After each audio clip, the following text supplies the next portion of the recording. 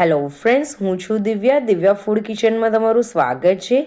આજે હું તમારી સાથે શેર કરીશ શિવરાત્રિ સ્પેશિયલ અને વ્રતમાં ખાઈ શકો તેવી સાબુદાના વડાની રેસિપી, જેમાં સાબુદાનાને પલાળવાની ઝંઝટ નથી કરવાની, બટાકાને બાફવાની ઝંઝટ નથી કરવાની કે ન તો વડાને આપણે તળવાના છે।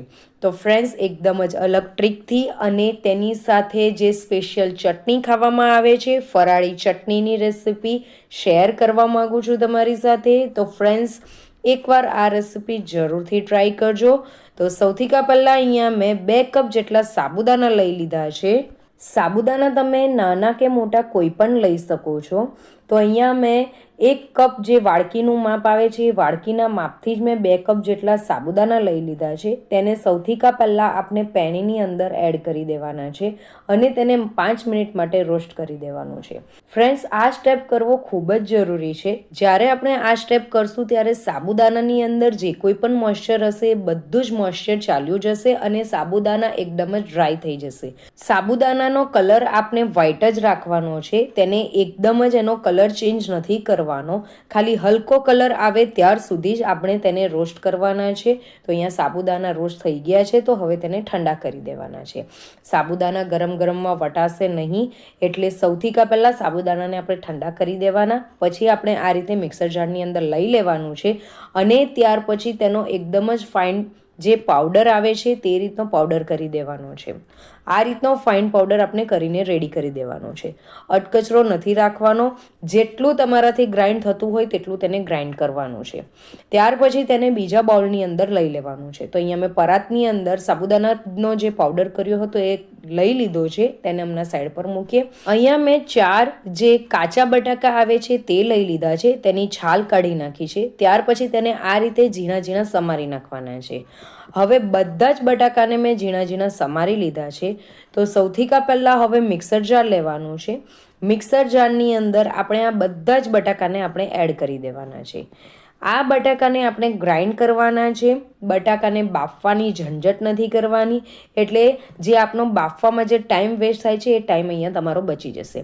ત્યાર પછી તેની અંદર આદુ અને મરચાં એડ કરી દેવાના છે। 1 ટેબલસ્પૂન જેટલું જીરું એડ કરી દેવાનું છે।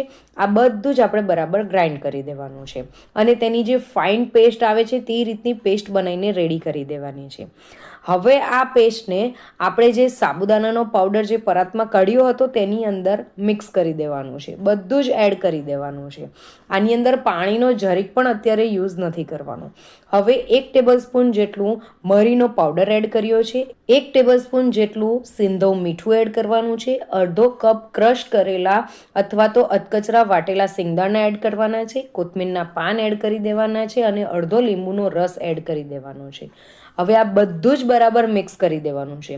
અત્યારે પાણીનો જરીક પણ યુઝ નથી કરવાનો। સૌથી પહેલાં આ બધું જ મિશ્રણ છે એને મિક્સ કરી દેવાનું છે, કેમ કે આની અંદર જે સાબુદાનાનો પાવડર છે એ બધું જ જે મોઇશ્ચર હશે, જે બી કંઈ પાણી હશે એ બધું જ શોષી લેશે। તો અત્યારે મેં બધું મિક્સ કરી દીધું છે। હવે આ રીતનું મિક્સ થઈ જાય તો અત્યારે મને આ મિશ્રણ થોડું ડ્રાય લાગે છે।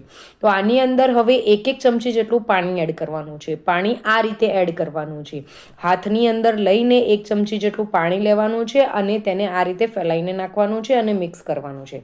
ત્યાર પછી મને હજુ મિશ્રણ થોડું ડ્રાય લાગ્યું, એટલે મેં પાણી એડ કર્યું છે। આ રીતે તમને મિશ્રણ જ્યાર સુધી આપણો લોટ બંધાય તે રીતનું નહીં થઈ જાય ત્યાર સુધી આપણે પાણીનો એડ કરવાનું છે। અહીંયા 2 થી 3 ટેબલસ્પૂન જેટલું પાણીનો યુઝ કર્યો છે અને આ રીતનો લોટ બાંધીને રેડી કરી દીધો છે। તો હવે તેને ઢાંકીને આપણે 5 મિનિટ માટે રેસ્ટ આપવાનો છે। ફ્રેન્ડ્સ, પાણી વધારે આપણે તેની અંદર એડ નથી કરવાનું, તેનું ખાસ ધ્યાન રાખજો। ત્યાર પછી અહીંયા મિક્સર જારની અંદર 1 કપ જેટલા કોથમીરના પાન લીધા છે, આદુ લઈ લીધા છે, લીલું મરચું લઈ લેવાનું છે, તેની અંદર અડધી ટેબલસ્પૂન જેટલી સિંધવ મીઠું એડ કરવાનું છે, અડધી ટેબલસ્પૂન જેટલું જે જીરું આવે છે તે એડ કરી દેવાનું છે, 1/4 કપ જેટલા સિંગદાણા એડ કરવાના છે અને લીંબુનો રસ એડ કરી દેવાનો છે અને 1/4 કપ જેટલું પાણી એડ કરીને બધું જ બરાબર ગ્રાઇન્ડ કરી દેવાનું છે અને તેની સ્મૂથ પેસ્ટ બનાવીને રેડી કરી દેવાની છે. તો અહીંયા આપણી જે સાબુદાણાની સાથે ખવાતી ચટણી છે એ બનીને રેડી થઈ ગઈ છે. તો આ ચટણીનો ટેસ્ટ ખૂબ જ સારો એવો આવે છે. જો તમારે આ ચટણી ફાસ્ટમાં નહીં બનાવવી હોય અથવા ફરારમાં નહીં ખાવી હોય તો તે ટાઈમે તમે આની અંદર લસણ પણ એડ કરી શકો છો. લસણ એડ કરશો તો તેનાથી પણ ચટણીનો ટેસ્ટ ખૂબ જ સારો આવે છે. હવે મિક્સર જારની અંદર થોડુંક પાણી એડ કરવાનું છે અને એ પાણી આ ચટણીની અંદર એડ કરીને બધું જ બરાબર મિક્સ કરી દેવાનું છે. ફ્રેન્ડ્સ, સાબુદાણા વડાની સાથે આ ચટણીનો ટેસ્ટ ખૂબ જ સારો લાગે છે, એટલે આ ચટણી જરૂરથી ટ્રાય કરજો. ત્યાર પછી આ ચટણીને અત્યારે સાઈડ પર મૂકી દઈએ. હવે આપણે 5 મિનિટ પછી ખોલીને જોઈએ છીએ તો આપણો જે લોટ છે એ સેટ થઈ ગયો છે. તો તેની અંદરથી હવે નાનો લુઓ લેવાનો છે. તમે જોઈ શકો છો કે જે રીતે આપણે બોલ બનાવીએ છીએ તે રીતે બોલ પણ બની જાય છે. તો આપણો જે આ લોટ જે બાંધીને રેડી કર્યો છે એકદમ પરફેક્ટ છે. તો હવે આપણે આના આ રીતે ગોલ ગોલ શેપ આપી દેવાનો છે. તમે કોઈ પણ શેપ આપી શકો છો. અહીંયા મેં લંબગોળ શેપ આપું છું. તો આ રીતે આપણે બધા જ વડા બનાવીને રેડી કરી દેવાના છે. તો હું તમને એક બીજું પણ વડું બનાવીને બતાવું છું. એ પણ તમે જોઈ શકો છો કે ખૂબ જ ઇઝીલી તૂટે છે અને તેને આપણે જ્યારે આ રીતે મુઠ્ઠી વાળીએ છીએ ત્યારે ઇઝીલી એ બંધાઈ પણ જાય છે. તો આ જ રીતે બીજું જે સાબુદાણાના વડાનો જે શેપ છે એ મેં આપી દીધો છે. તો આ જ રીતે બધા જ વડાનો શેપ આપી દેવાનો છે. તો ફ્રેન્ડ્સ, હવે આને તમે સેલો ફ્રાય પણ કરી શકો છો અને ફ્રાય પણ કરી શકો છો. તો અહીંયા હું સેલો ફ્રાય કરવાની છું. તો અહીંયા પેણીની અંદર 4 ટેબલસ્પૂન જેટલું તેલ એડ કરી દેવાનું છે. ત્યાર પછી તેલને થોડું ગરમ થવા દેવાનું છે અને તેની અંદર જેટલા પણ વડા એડ કરી શકો તેટલા વડા આપણે એડ કરી દેવાના છે અને તેને ત્યાર સુધી કૂક કરવાના છે જ્યાર સુધી તેમાં ગોલ્ડન બ્રાઉન કલર નહીં આવી જાય. તો ફ્રેન્ડ્સ, અહીંયા હું ગોલ્ડન બ્રાઉન કલર થોડોક વધારે રાખીશ કેમ કે મને આ વડા થોડાક ક્રિસ્પી ભાવે છે. તમે વધારે ગોલ્ડન બ્રાઉન કરશો તો વડા ક્રિસ્પી બનશે અને જો તમારે ઓછા ક્રિસ્પી ખાવા હોય તો તમે ગોલ્ડન બ્રાઉન કલર લાઇટ રાખી શકો છો. તો અહીંયા બંને સાઈડને આપણે ગોલ્ડન બ્રાઉન કલર આવે ત્યાર સુધી આપણે તેને કૂક કરવાના છે. આ જ રીતે જ્યારે તમે ફ્રાય કરો છો ત્યારે પણ તમારે આ જ રીતે કરવાનું છે. આપણા જે સાબુદાના વડા છે એ તમે ફ્રાય કરશો ત્યારે જરીક પણ છૂટા નહીં પડશે. બધા જ સાબુદાના વડા લઈ લીધા પછી સાબુદાનાનો બીજો જે બંચ છે તે મેં એની અંદર એડ કરી દીધો છે. તો હવે બધા જ સાબુદાના મેં સેલો ફ્રાય કરી દીધા છે. તો મેં એને સર્વિંગ માટે લઈ લીધું છે. તો તમે જોઈ શકો છો કે તેનો કલર, તેનો ટેક્સચર જોતા જ મોઢામાં પાણી આવી જાય તેવો છે.